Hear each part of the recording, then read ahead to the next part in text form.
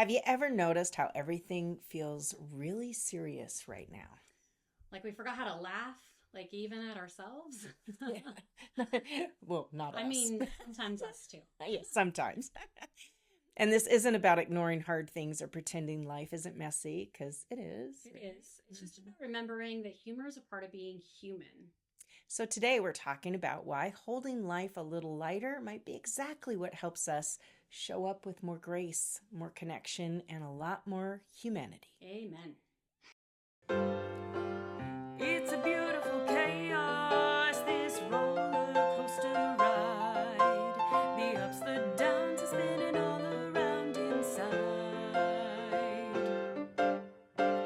It's a beautiful chaos. Sometimes I love, sometimes I hate.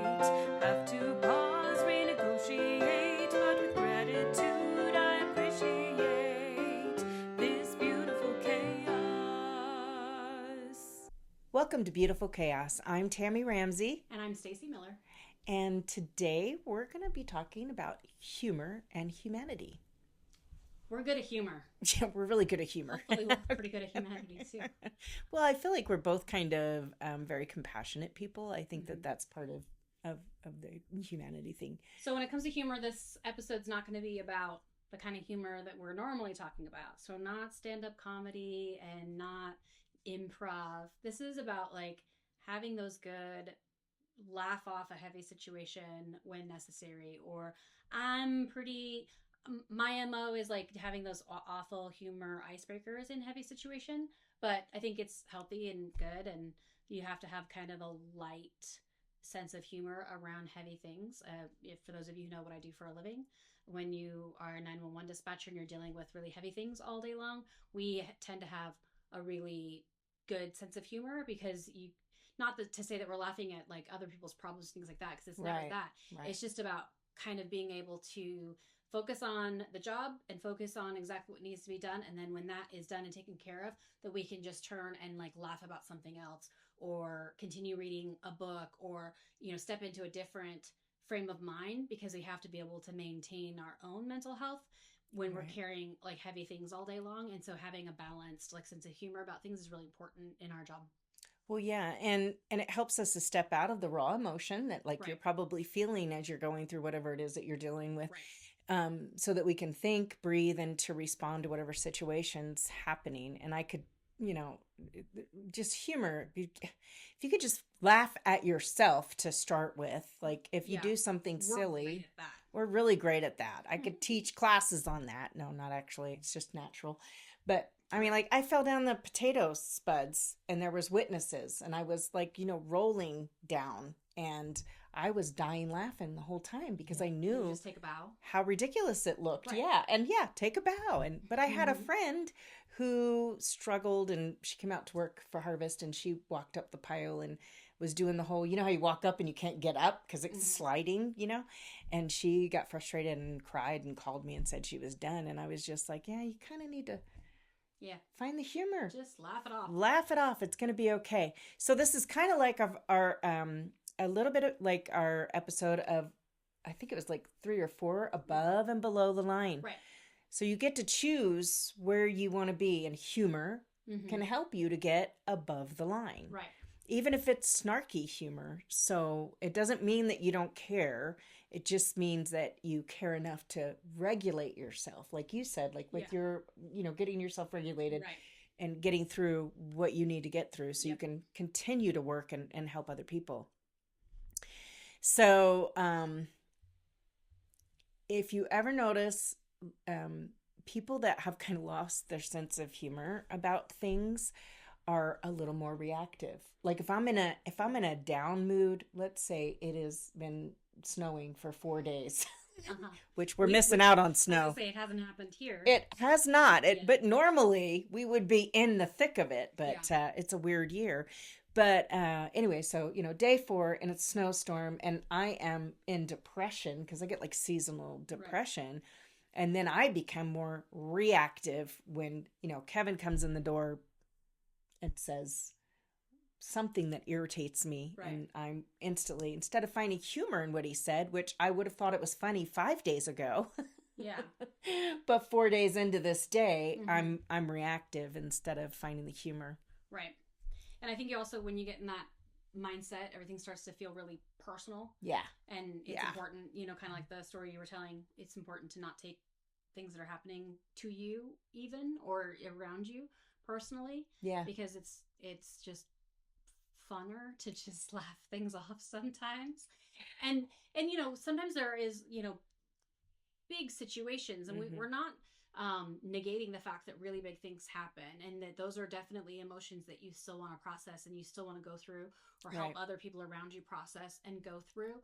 We're talking about just finding ways that when it becomes appropriate to take those a little more lightheartedly, that we're allowing ourselves the room and the space to have a little bit of laughter. But the most important thing is that we have to be able to laugh at ourselves, right? Right. Because I can't just laugh at Tammy all the time, no matter how she takes it, because with her it might go well.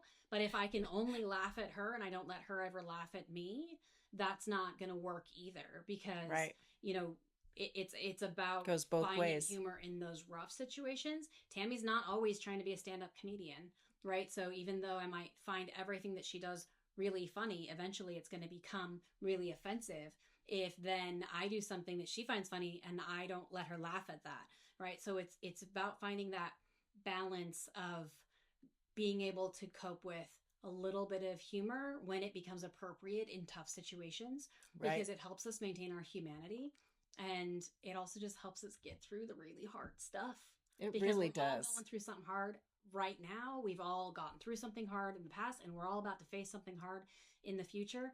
I mean, politics is heavy right Very now. heavy. The news is really heavy right now. You It can't even get on social media without seeing something heavy, and then Yeah. you're feeling, and I get like, ooh, and then I'm like, okay, wait, this is, look, I Right. gotta move on and find something funny to read, or I gotta move my frame of mind Right. out of that negativity and be in more of a open and curious state of Mm-hmm. mind, which is above the line, right? Same Right. thing, yeah. Open and curious. We're going to talk Open and politics for curious. just a second, which Okay. actually is not even a political Oh. conversation. But, last year, I get stuck watching the Super Bowl every year, not because I like football. I really want to watch the commercials. I'm a commercial. I want to see who's singing the national anthem, who is singing God Bless America, who is singing and performing at the halftime show, and I want to watch the commercials. Right. That's my game. That's where I'm at. And last year, I was like, I don't know who Kendrick Lamar is. I didn't. I knew the name. I couldn't tell you what he sings. I couldn't tell you anything about him. And watched the halftime show, and I was like, this guy's like really entertaining. Like, I sort of recognized like maybe one or two songs. I was tapping my foot. I enjoyed it. I ended up being like, okay, I'm not his number one fan all of a sudden, because I didn't go I'm not. download all his music, Yeah, but I didn't know him before yeah. that, so I wasn't about to just jump on a bandwagon. But at the Right. same time, I was like, wow, I was open and curious, and I learned something new, and I learned that I mean, after that, if I heard the one song, like I recognized it every time, Yeah. and I also could picture the dance in my head again, because I was like, oh, I remember that dance. Like, it was really catchy, and I enjoyed it. I was very entertained. And so this year there was a crazy amount of politics over the or actually Ridiculous just, amount of politics. yeah, and just Yes. opinions, really, really strong, passionate There opinions still is, yes. about the halftime show. And to me, I thought, you know what? I learned something last year, which was that I ended up really liking Kendrick Lamar's performance and his music. And I really enjoyed Bad Bunny at the Grammys and what he had to say. And I thought it was very positive and encouraging about, being, not fighting hate with hate, but fight hate with love. Martin Luther Yeah. King also has a really great quote about, that light is the only thing that can drive out the darkness. And I compare those two quotes, but I ended up the same way. I thought I felt very inspired by his Oh, it performance. was I felt like I learned a fabulous. lot about the culture of Puerto Rico, and Yes. because that was very much what he was trying to say. And it was also just very promising and very uplifting. And did I know what he was saying? Nope. No. Did I need to know? Nope. No. Well, but here's my thing. I was like, if you look at it from the entertainment value, Right. and we can do that because Yeah. we're theater people. Sure. You look at it, the entertainment value, and that was a wowzer. That got a Yeah. 10 on my scale because that I thought the dance choreography was fabulous. Right. I really didn't see You didn't even anything know you were on. inappropriate. Yeah, you didn't. Like, You didn't know you were on a football field because it was like yeah, you looked like you were all of a sudden in downtown in Puerto Rico or downtown somewhere. Puerto Rico. You're walking the streets with him. There's somebody getting engaged, proposed, and then That was there's a a real wedding. wedding. It was a real It wedding. was a real wedding. Mm-hmm. Oh my gosh. It was cool. So that it was just so cool. But then you have conversations with somebody. I didn't even watch it, and I'm thinking, what you really missed out on a fabulous opportunity to Mm-hmm. be open and curious, to have some great entertainment. Yeah. And I am not one to ever take someone else's opinion Right. and jump blindly. Right. Like, I want to see for myself, and that's why I watched it. Mm-hmm. And I went back and I watched the Turning Point also, and watched a little bit of that, but I was kind of back and forth. And I just really, I thought it was done very well. And somebody pointed out to me, because they're like, it's un-American. Somebody said it was un-American, and I'm like, isn't Puerto Rico part of America now? It is. It is. Has been for a So, really long time. right? So this is what I'm saying. Like, it's just kind of all silliness. And he did a great performance. But that is we're too serious. Yeah. We just take things too serious. People, entertainment is supposed to be entertainment, and it's supposed to relax us and entertain us, make us laugh. Broaden your horizons. You Yes. know, again, we've said it numerous times that we're both theater nerds, and there's definitely been some shows that I've gone to see that I didn't know what I was getting myself into. I didn't know what it was about. And then I walk out and think, well, I wouldn't have picked that. But boy, did I learn something, because the theater will definitely broaden your horizons. And, and there's music that I've been exposed to that I never would have been exposed to without theater, and soundtracks that are now the soundtrack of my life that I wouldn't have been exposed to if I wouldn't have continued to enjoy musical theater. So, it's okay to just relax and enjoy life and let things come as they come, and again, whether we're finding humor necessarily in something or just finding lightheartedness in something, because that's also another way to look at it. But what we're just trying to talk about is breathe. We just need to calm down in some really intense situations, stressful things, and breathe through it and kind of find something else. Hopefully humor, maybe education, maybe enlightenment. There's a lot of other different ways these can go. Yeah. And it just because somebody else makes it political doesn't mean you have to. Yeah. You don't have to take it when I watched that, I did not look at that in as anything political. I looked at it for just the value of the entertainment. Exactly. Your identity is your identity at the end of the day. However you choose to define it, nobody gets to define that for you. And whether that's your political affiliation identity, your family identity, where you live, the people around you, you see life through the lenses of your life, not through somebody else's. Right. But now let's go back to the humor in all of this. Let's back to humor. We're talking about the benefits of humor. So tell us some of the benefits of humor. So the benefits of humor is it lowers cortisol. And remember, they used to always say laughter is the best medicine. Laughter is absolutely the best medicine. And for those of you who aren't familiar with cortisol is a hormone that specifically likes to give you belly fat. And so when we say we're going to lower your cortisol, that means that we're not putting all of that redirection of the fat into your tummy, and we all could use a little bit more of that. Also, when I don't know when the last time you really hard belly laughed, but that's a workout all on its own. So it's gonna really help your tummy when you have a good belly laugh. For sure. And the cortisol is that it makes your parasympathetic system just be and you can get anxious and all the things. It's a stress hormone. It's not a good one. And the next I don't like thing that one. does is it softens up hard conversations. So that's great for your kids. I was just going to say, our last episode, we were talking about raising teenagers. And sometimes that's a great way to help soften a hard conversation with your kids, is to relax and find some humor in it. Yeah. We talked a little bit in the last episode about just being relational, relate to them with things that you've gone through. But tell them your embarrassing story about what happened to you when you were 16, or your first time that you got pulled over, or the first time that you got an fender bender, and help them see, our parents used to say, well, we'll laugh at this someday. Okay, cool. Let's laugh at it now. Yeah, You let's know? laugh at it now. Why hold back? Like, yeah, help your kids find the humor in some of the hard things that are happening to them. And if you need help with that, you could watch Last Man Standing with Tim Allen because he is hysterical with his kids. I watch that and go, man, I wish I'd have raised my kids more like that. Like With more just humor more and more- humor. yeah. Yeah, there was some humor, but it was a lot different. We had Right. water fights and stuff. It also reconnects us to perspective. So, Yeah. like, I might realize that what I thought was one way through humor, I can see it in a different perspective. And without getting back into it, it goes back to that conversation about you walking into looking at that halftime show with, I'm going to let it happen and see what it is. Yeah. You let your own perspective decide what it was rather than everybody else's opinions about it before it even happened. Yes. Perfect. And then it reminds us that this moment is not the whole story. So, yes, you're going through something hard. Yes, something tough happened today.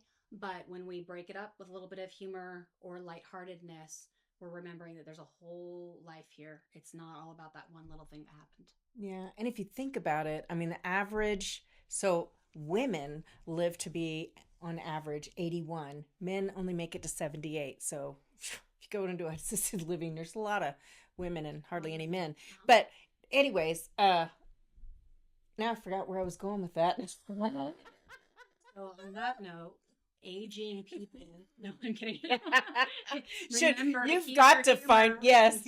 With your aging people in your life. Yes, because you have to have a sense of humor through dementia. For sure. Or just with Tammy. Or just with me. Those of you that know us well know that that's just a regular way that we communicate is through lots of humor. Yeah, but for sure. There's a lot of different ways that we struggle, I think, in our day-to-day that we need to maybe help find some humor. One is, I think, when you're talking about reactive, so we're easily reactive with our kids and we're easily reactive with our spouse. And that a lot of times that's because we have these preconceived notions, right? Of, your kid needs to come home and immediately do all the chores and do their homework and be on their best behavior. And then when I walk in the house, everything's going to be great. And then you walk in the house and they immediately cop an attitude with you.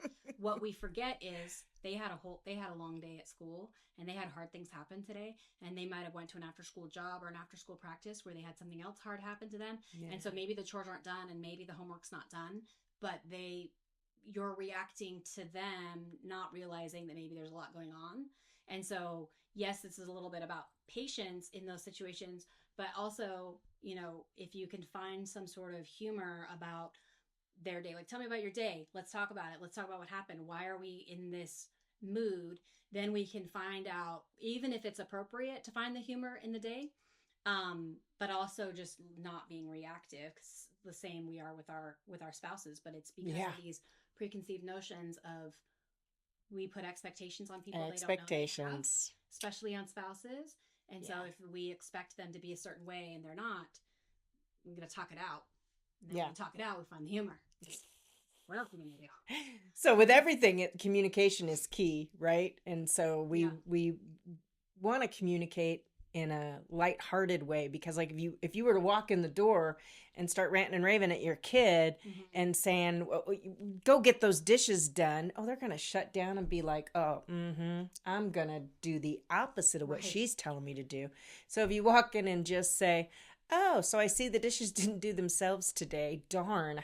For sure we had a dish fairy. For sure we had a dish fairy. Yeah. Yeah. So, I mean. And that's a great way to break the ice. And like, so how was your day? What happened in your day today? So that you're not jumping their case. Because, you might find out they had their worst day ever. And wouldn't you feel like a crappy parent if you're jumping their crap and then they start bawling and start telling you this horrible story? Yeah. And then relate it to some other things that happen to us. We have, none of us here are getting any younger. And we can dwell on the things that aren't working right? Like I have hip issues and my hips hate me and I struggle with my hips. And I could dwell on that every day and talk about how I'm in pain and this hurt and I don't want to do that because this hurts and this hurts. Or I've learned that if I lose a little bit of weight and when I go to the gym, I feel better and it actually makes my hips feel better. And I thought it would be the opposite. I thought that if I worked out, I was going to aggravate the pain that I was having in my hips, but I found that it actually makes them feel a lot better. And so for me, I found a way to deal with my aging body or my deficiency of some sort. And because I deal with it in a lighthearted and progressive way, I think that helps me laugh about it a little bit more. Like, oh my God, my hips are dying. Old. Don't poke me, it hurts. But then I'm gonna go and lift like 150 pounds at the gym with my legs because I'm gonna make them stronger and I'm gonna win in the end, whether my body likes it or not. Right. Or like, I'm going to complain about when the doctor told me I had frozen shoulder, and I was very offended.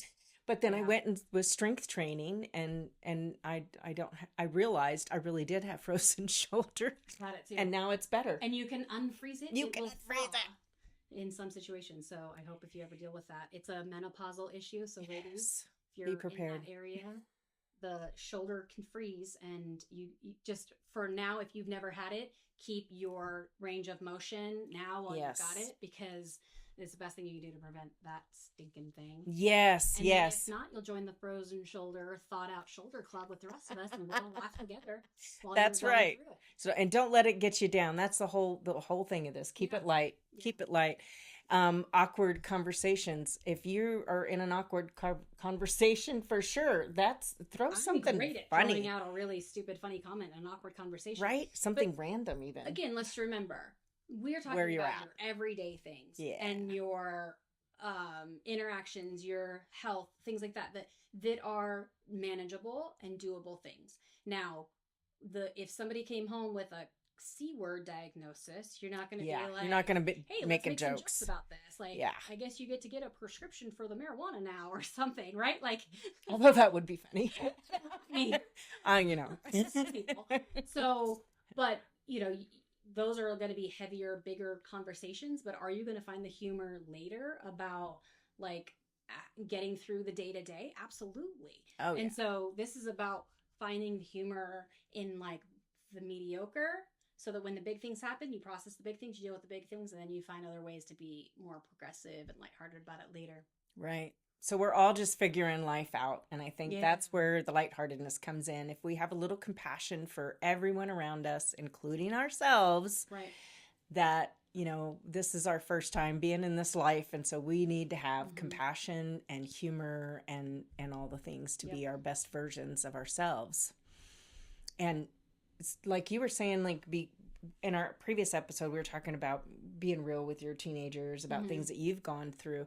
Like, if you say the wrong thing at the wrong time, oh my gosh. So this is a funny story, horribly, terrible funny. But so I'm at the Island Park and they have a hot tub, and this gal's in the hot tub, and she has a large abdominal area, and it looked very pregnant. And I said, I'm not sure you should be in there. It says no pregnant people. Yes, I said that. Oh my gosh. You realized as it was coming out how that was absolutely none of your business though, right? Yeah.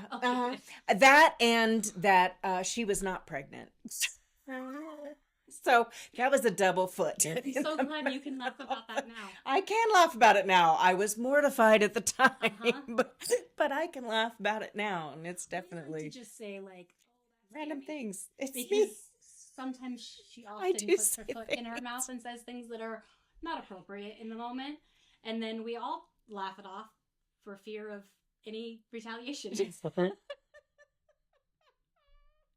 There's truth to that. There's total truth to that. Tell people she's drinking too much, even if she hasn't had anything. Just whatever it takes. Oh yeah. Goodness. Anyway, so we all need grace. That's a whole nother episode. Business. What was those commercials used to say? You would walk by me and go, no, don't donate to that. And you're like, oh my gosh, I feel like those commercials where it's the parents. Yes! Yeah, don't be like your parents. Don't be like your parents. The progressive client in every single one of those commercials. Yes, I am, and she is the progressive She's the person. one who'll stand at the Starbucks and be like, Jan, is there a Jan here? Anybody? Have you seen that commercial? That's her. Like, totally not her business, not her place. But I'm in it. Somebody else can take care of their coffee order. But well, maybe they weren't moving fast enough. I don't know. She thinks she's being helpful. I do. That's everything comes from a helpful heart.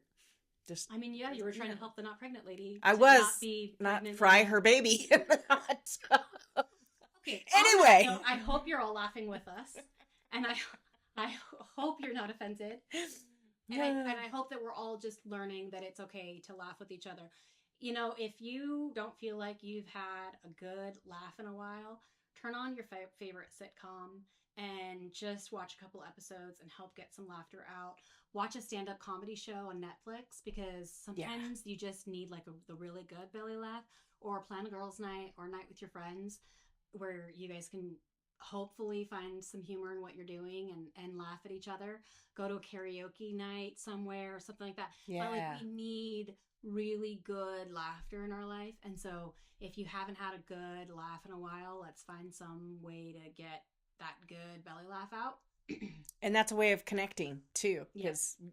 you know, connection through laughter, you can't go wrong. Yeah, absolutely. I'd rather connect laughing than crying, for sure. Right. And it's all about, you know, just being human and just remembering that all of these feelings and emotions and reactions, they're all part of our humanity. It helps us to stay not divided with each other when we can all laugh at the same stuff rather than trying to find the things that divide us. And it can also just help us to just remember that we're all human. We make mistakes. Sometimes we put our foot in our mouth. Sometimes you just got to laugh it off. Sometimes you fall down and you get back up and you laugh it off and you move on. But it's all about humanity, and it all just makes us more relatable to one another. Right. And maybe the goal isn't to be right all the time. Maybe it's to stay human. And that's another way to find the humor in thing is to not feel like you have to be right about a situation. And I mean, you know, when Kevin is always right, but there is one or two times that he's not, and I tend to just I've learned to just be quiet. His face as best you can. No, when I was younger, I would rub it in his face. Look right here, I'm right. No, but now I don't. Now I just ignore it. We don't agree on a lot of things, and we don't see things the same way. We're not the same age. We're close in some people's books, but we're not the same age. Like, we don't come from the same side of the continent. We don't come from the same background. We don't come from the same generation. We see things very differently, and yet the same. But there's a lot but at the same time, we have found our humor in each other and our humor in the way that we've grown in our friendship, and found the things that we do have in common, and then everything else we kind of leave on the sidelines because those things aren't important. I'm not going to have like a ride or die conversation with her about something that I know that she's going to vastly disagree with me on, because what's the point? Like, I'm not going to try and lose a friend because we have like maybe a political disagreement or a health disagreement or some other disagreement. I'm more focused on finding the things that we agree on and continuing to build from there. So I hope you guys have learned something from all of that, and how to incorporate that with your kids, your husband, your friends, your family, and just find a way to have a little bit more humor in our lives in heavy situations, or just all the dang time. All the dang time. Yeah.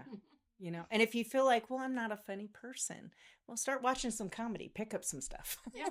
I mean, like, hang out with us. Hang out with us. We say random things. I say inappropriate things. So, all right. Well, thanks for visiting with us. And wait. Oh, I know.